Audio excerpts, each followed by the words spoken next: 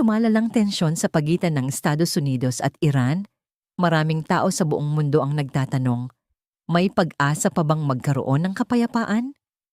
Habang patuloy ang mga pag-atake, missile strikes, at military movements sa Middle East, isang malaking balita ang lumabas.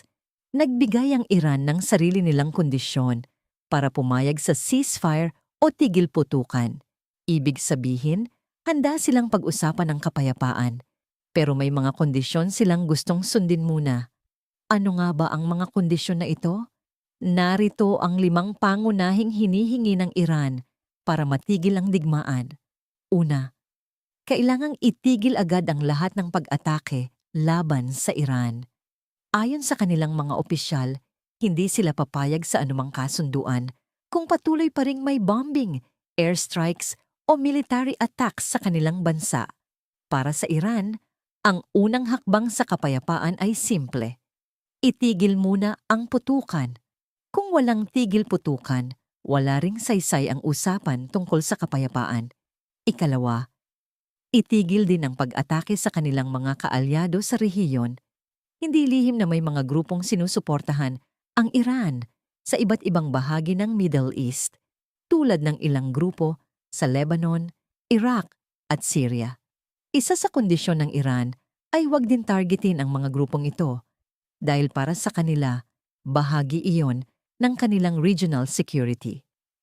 Para sa Iran, kung patuloy na aatakehin ang kanilang mga kaalyado, parang inaatake pa rin sila mismo.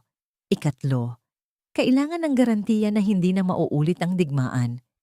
Hindi lang pansamantalang tigil putukan ang gusto ng Iran.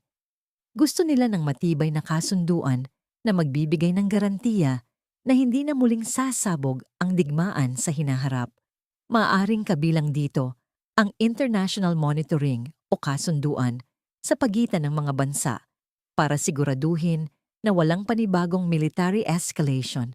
Sa madaling salita, gusto ng Iran na siguraduhin na ang kapayapaan ay hindi lang pansamantala, kundi pangmatagalan. Ika-4, bayaran ng pinsalang dulot ng digmaan. Isa ito sa pinakamabigat na hinihingi ng Iran.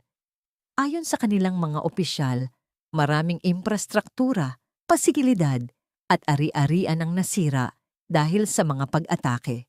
Kaya hinihingi nila na magkaroon ng reparations o kabayaran para sa pinsala ng digmaan. Sa international politics, hindi ito bagong ideya. Maraming beses na ring nangyari sa kasaysayan na ang isang bansa ay nagbabayad para sa pinsalang dulot ng digmaan. Pero ito rin ang isa sa mga kondisyon na maaring mahirap tanggapin ng kabilang panig. At ika-5, kilalanin ang papel ng Iran sa Strait of Hormuz. Ang Strait of Hormuz ay isa sa pinakamahalagang ruta ng langis sa buong mundo. Tinatayang malaking porsyento ng oil supply ng mundo ang dumadaan sa makitid na daanang ito. Ayon sa Iran, gusto nilang kilalanin ng ibang bansa ang kanilang strategic control at seguridad sa lugar na ito. Para sa kanila, mahalaga ito hindi lamang sa kanilang ekonomiya, kundi pati sa kanilang pambansang seguridad.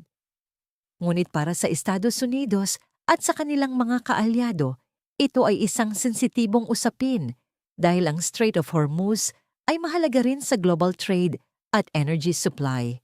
Dahil dito, hindi pa rin nagkakasundo ang dalawang panig hanggang ngayon. Habang patuloy ang tensyon, maraming bansa sa mundo ang nananawagan ng diplomasya at pag-uusap upang maiwasan ang mas malaking digmaan. Dahil kapag lumala pa ang sitwasyon, hindi lang ang mga bansang direktang sangkot ang maaapektuhan. Maaaring tumaas ang presyo ng langis, maapektuhan ang ekonomiya ng maraming bansa, at lalong lumaki ang instability sa buong mundo. Kaya ang tanong ng ngayon ng marami, magkakaroon kaya ng kasunduan o lalo pang lalala ang tensyon sa pagitan ng US at Iran? Ang susunod na mga linggo at buwan ang maaaring magtakda kung ang mundo ay papunta sa kapayapaan o sa mas malaking krisis. Thank you for watching.